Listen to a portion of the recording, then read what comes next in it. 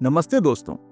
जैसा कि आप लोग जानते ही हैं कि डोनाल्ड ट्रंप ने यूनाइटेड स्टेट्स ऑफ अमेरिका के 47वें प्रेसिडेंट बनने की शपथ ले ली है और उनकी ये इनॉग्रेशन सेरेमनी बहुत ही खास थी क्योंकि इस सेरेमनी में पूरी दुनिया के बड़े बड़े लीडर्स, ब्यूरोक्रेट्स और बिजनेसमैन शामिल थे। और इनके अलावा इस सेरेमनी में कई और खास बातें भी देखने को मिली, जिससे ये पता चल सकता है कि प्रेसिडेंट डोनाल्ड ट्रंप की लीडरशिप में हमें क्या क्या चीजें आगे देखने को मिल सकती है और पूरी दुनिया के साथ इंडिया पर भी इसका क्या असर पड़ेगा, और क्या इंडिया के लिए डोनाल्ड ट्रंप का यूएस प्रेसिडेंट बनना फायदेमंद रहेगा या नहीं। तो इस पूरी चीज को समझते हैं इस वीडियो में।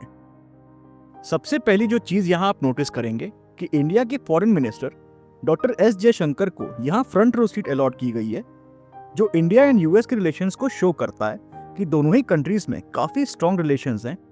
एंड वहीं आप यहाँ पर एक और चीज नोटिस करेंगे कि जापान के फॉरेन मिनिस्टर्स को 2 या 3 रो पीछे की सीट्स अलॉट की गई हैं। ये एक तरह का मैसेज था यूएस की तरफ से दुनिया को ये दिखाने के लिए कि इंडिया की इंपॉर्टेंस क्या रहने वाली है डोनाल्ड ट्रंप की लीडरशिप में। दुनिया भर के वर्ल्ड लीडर्स, चाहे नरेंद्र मोदी हो, चाहे इमैनुअल मैक्रोन हो, सभी important world leaders Donald Trump को कांग्रेचुलेट कर रहे हैं। पर यहाँ पर जो नोटिस करने वाली बात है वो ये है कि पीएम नरेंद्र मोदी ने डोनाल्ड ट्रंप को कांग्रेचुलेट करते हुए अपने ट्वीट में लिखा, my friend president Donald Trump, जो ये इंडिकेट करता है कि कितने अच्छे रिलेशंस हैं इंडिया के यूएस के साथ और ट्रंप के प्रेसिडेंट बनने के बाद इस रिलेशन की वजह से क्या क्या बेनिफिट्स इंडिया को मिल सकते हैं। वहीं दूसरी तरफ इजराइल के प्राइम मिनिस्टर बेंजामिन नेतन्याहू ने भी डोनाल्ड ट्रंप को विश किया, बट उन्होंने कोई खास वर्ड्स जैसे माय डियर फ्रेंड या कोई और ऐसे वर्ड्स का यूज नहीं किया अपने ट्वीट में, जिससे इनके रिलेशंस के बारे में कोई ऐसे बहुत पॉजिटिव इम्पैक्ट का अनुमान लगाया जा सके। इन्होंने काफी ऑफिशियल तरीके से डोनाल्ड ट्रंप को कांग्रेचुलेट किया। यही नहीं, रशिया के प्रेसिडेंट व्लादिमीर पुतिन तो सबसे ज्यादा खुश लग रहे हैं इस मौके पर। उन्होंने तो पूरी एक वीडियो ही रिलीज कर दी और उसमें यह कहा गया है, अब आप आ चुके हैं तो आपके आते ही हम यूक्रेन में लास्टिंग पीस की कोशिश करेंगे। यहाँ लास्टिंग पीस का मतलब है कि जो एरिया यूक्रेन का रशिया के कब्जे में है वो रशिया का ही रहेगा और शायद इस लंबे युद्ध का अंत हो सकता है। इसके अलावा जेडी वैंस, जो अब यूएसए के वाइस प्रेसिडेंट बन चुके हैं, इनके बारे में बताना चाहूंगा कि जेडी वैंस की अगर आप लाइफ को देखेंगे तो इनकी फैमिली ने काफी फाइनेंशियल स्ट्रगल किया है और इनकी मदर एक बहुत ही बड़ी ड्रग एडिक्ट थी और ये खुद हाई स्कूल में भी फेल होते होते बचे हैं। और इतनी सब स्ट्रगल के बावजूद उन्होंने ये मुकाम हासिल किया कि आज वो इस पोजीशन पर खड़े हैं और बन चुके हैं यूएस के वाइस प्रेसिडेंट डोनाल्ड ट्रंप की लीडरशिप में।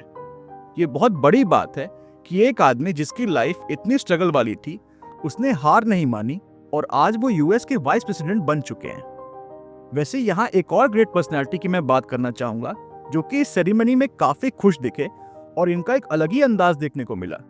जी हाँ, मैं बात कर रहा हूँ एलॉन मस्क की, जो आप इस क्लिप में देख भी सकते हैं कि एकदम अलग ही लेवल की एनर्जी के साथ ही दिख रहे हैं और डांस भी कर रहे हैं, जो कहीं ना कहीं ये इंडिकेट करता है कि कितना अच्छा रिलेशन है डोनाल्ड ट्रंप और एलॉन मस्क के बीच। और डोनाल्ड ट्रंप के प्रेसिडेंट बनने से काफी फायदे होने वाले हैं एलॉन मस्क को।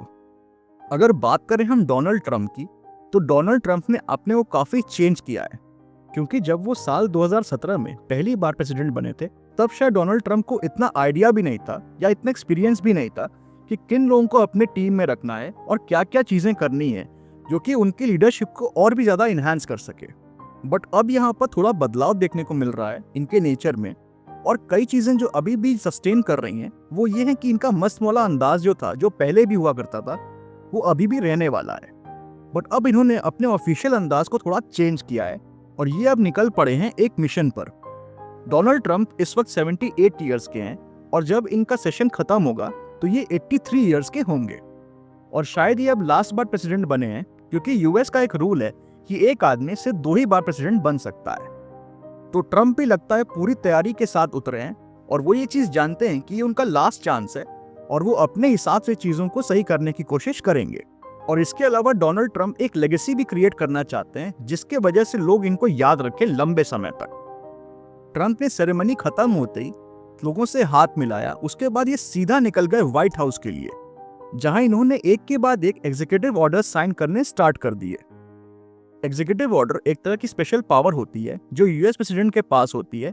जैसे इंडिया में यहाँ पे एमपी एमएलए की परमिशंस लेनी पड़ती हैं, कई चीज़ों में आपको डॉक्यूमेंटेशंस करने पड़ते हैं, बट यूएस में ऐसा नहीं है। प्रेसिडेंट के हाथ में बहुत अच्छी पावर होती है कि वो फट से एक ऑर्डर्स रिलीज कर सकता है, जिससे यूएसए की पॉलिसीज कंप्लीटली चेंज हो सकती है। और अगर बात की जाए कुछ एग्जीक्यूटिव ऑर्डर्स की जो डोनाल्ड ट्रंप ने साइन किए हैं, तो उनमें से कुछ मैं आपको बता देता हूं। जैसे कि टिकटॉक पर से यूएस ने बैन हटा दिया है, बट सिर्फ 75 डेज के लिए। अब आप ये सोचेंगे कि प्रेसिडेंट बनते ही इतना छोटा सा ऑर्डर कौन रिलीज करता है। तो जैसा कि आप लोग शायद जानते ही होंगे कि अमेरिकन काफी हद तक टिकटॉक से एडिक्टेड थे, और क्योंकि वो एडिक्टेड थे इसलिए वो चाइनीज ऐप्स पे शिफ्ट हो रहे थे। तो इसलिए डोनाल्ड ट्रंप का ये मानना था कि टिकटॉक का बैन हटा दिया जाए, जिससे कि अमेरिकन चाइनीज ऐप पे शिफ्ट ना हो।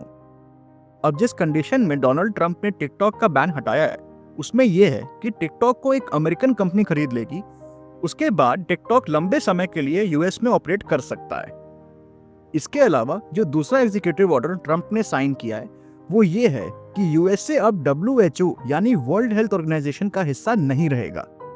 अब आप ये सोच रहे होंगे कि अचानक से यूएसए को WHO से क्या प्रॉब्लम हो गई। तो इसमें यूएसए को प्रॉब्लम नहीं है, इसमें प्रॉब्लम है डोनाल्ड ट्रंप को, क्योंकि उनका ये मानना है कि 2020-21 में जो कोविड की वेव आई थी, जिसकी वजह से डोनाल्ड ट्रंप ये इलेक्शन हार गए थे, और उस समय WHO ने अपनी रिस्पॉन्सिबिलिटीज को अच्छे से नहीं निभाया था। तो ये गुस्सा डोनाल्ड ट्रंप को अभी भी है, और इसीलिए उन्होंने ये एग्जीक्यूटिव ऑर्डर साइन कर दिया कि यूएसए अब WHO का हिस्सा नहीं रहेगा। अब अगर आप मुझसे पर्सनली पूछेंगे तो मैं तो कहूंगा कि ये स्टेप बहुत गलत है, क्योंकि अगर मान लो कल को कोई पैंडेमिक आता है तो सारे वर्ल्ड की कम्युनिटीज एक साथ मिलकर कोलैब करके अच्छे से काम नहीं कर पाएंगी, क्योंकि यूएस तो इस कम्युनिटी का हिस्सा रहेगा ही नहीं। खैर, अब जो भी है वो डोनाल्ड ट्रंप और WHO समझे। इसके अलावा जो तीसरा एग्जीक्यूटिव ऑर्डर ट्रंप ने साइन किया है, वो है कि पेरिस क्लाइमेट एग्रीमेंट से भी यूएस को बाहर निकाल दिया है। इसका मतलब ये है कि यूएस से कोई भी पैसा डेवलपिंग कंट्रीज जैसे फिलीपींस, इंडिया या इंडोनेशिया को क्लाइमेट चेंज की वजह से नहीं देने वाला। अब यहाँ पर जो इनका डिसीजन है वो भी थोड़ा क्रिटिसाइज किया जा सकता है, क्योंकि क्लाइमेट चेंज काफी बड़ी प्रॉब्लम है जो कि एक तरह से पूरी दुनिया को ही इम्पैक्ट करती है।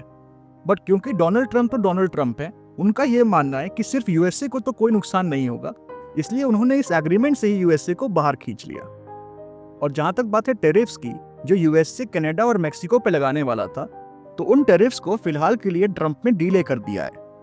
और कनाडा में जो पॉलिटिशियंस हैं वो इस बात को लेके काफी खुश हैं। और एक तरह से डोनाल्ड ट्रंप ने भी 10 से 15 दिन का समय दिया है कनाडा और मेक्सिको को कि मुझे ये समझाओ कि आखिर यूएस इन दोनों पे टैरिफ्स क्यों ना चार्ज करे। इसके अलावा एक और अपडेट ये है कि डोनाल्ड ट्रंप ने यूएसए की सदर्न बॉर्डर पर इमरजेंसी घोषित कर दी है। तो ये थे कुछ एनालिसिस और इनसाइट्स डोनाल्ड ट्रंप की ओथ सेरेमनी से जुड़ी हुई। अगर आप लोगों को ये वीडियो पसंद आई तो प्लीज इसे लाइक और शेयर करिएगा और चैनल को सब्सक्राइब करिएगा। बाकी और भी अगर कोई अपडेट्स आएंगे तो हम आपको इन्फॉर्म करेंगे। तब तक के लिए stay safe, stay happy. Thank you.